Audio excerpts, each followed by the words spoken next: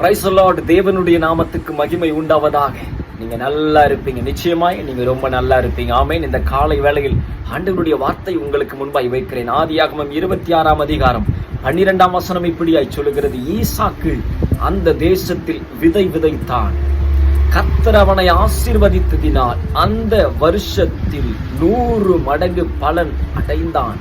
இந்த வார்த்தைகளை கேட்டுக்கொண்டிருக்கிற அன்பு சகோதரனை சகோதரியே, ஆண்டவர் ஈசாக்கை ஆசீர்வதிக்கிறார். 100 மடங்கு ஆசீர்வாதம் ஆண்டவர் கொடுக்கிறார். பாருங்க, இந்த அதிகாரத்துல முதல்ல நம்ம வாசிக்கும் பொழுது வசனம் சொல்லுது, ஆபிரகாம் காலத்துல உண்டான பஞ்சம் இல்லாமல் இன்னொரு பஞ்சம் உண்டாச்சான். பஞ்ச காலத்தில் கர்த்தர் திருப்தியாய் நடத்துவார். 100 மடங்கு ஆசீர்வாதத்தை கர்த்தர் கொடுக்கிறார்.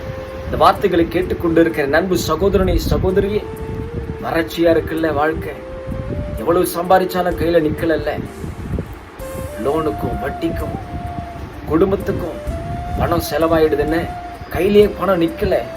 ஆமே, ஏசைக்கு சித்தனாவை கர்த்தர் முடிய பண்ணி ரெகோபோத்தை உங்களுக்கு கட்டளையிடுவார். என் ஆண்டவர் ஆசீர்வதிக்கிறவர். ஆண்டவர் ஆசீர்வதிச்சா சும்மா ஆசீர்வதிக்க மாட்டார். 100 மடங்கு ஆசீர்வாதத்தை கர்த்தர் நமக்கு கொடுக்கிறார். எத்தனை பேர் இந்த காலை வேளையில் ஆமேன்னு சொல்ல முடியும்? ஆமே.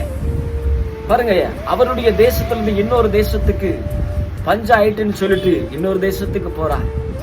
அந்த தேசத்துல கர்த்தர் அவரை ஆசீர்வதிக்கிறார். அவரை ஆசீர்வதிக்கிறத இந்த ஜனங்கள்லாம் பார்த்துட்டு அவர் அந்த தேசத்திலிருந்து துரத்தி விடுறாங்க. பாருங்க, எப்பா நீ போயிடுப்பா, நீ போயிடு, நீ எங்களை விட பலத்தவனாயிர. ஆமே, கர்த்தர் ஒரு மனிதனோடு இருக்கிறார் என்பதை எப்படி அறிந்து கொள்ள முடியும் என்று சொன்னால், அவன் வர வர விருத்தியாவான். அவன் எல்லைகளை கர்த்தர் பெரிதாக்குவார். அவன் ஆசீர்வாதங்கள் பெரியதா இருக்கும். ஈசாக்கோடு கர்த்தர் இருந்தார். இந்த வீடியோவை பார்க்கிற உன்னோடு கர்த்தர் இருக்கிறார் என்பதை நீங்க விசுவாசிக்கணும். சொல்லுங்க, கர்த்தர் என்னோடு கூட இருக்கிறார். என் எல்லைகளை கர்த்தர் பெரிதாக்குவார். ஏசேக்கு சித்தனாவை கர்த்தர் முடிய பண்ணி ரெகோபோத்தை எனக்கு கட்டளையிடுவார். எத்தனை பேர் இந்த காலை வேளையில் ஆமேன்னு சொல்றீங்க? ஆமே.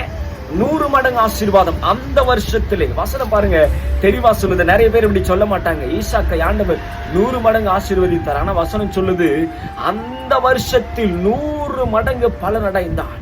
நீங்க செய்யற தொழில கர்த்தர் 100 மடங்கு ஆசீர்வாதத்தை வைத்திருக்கிறார்.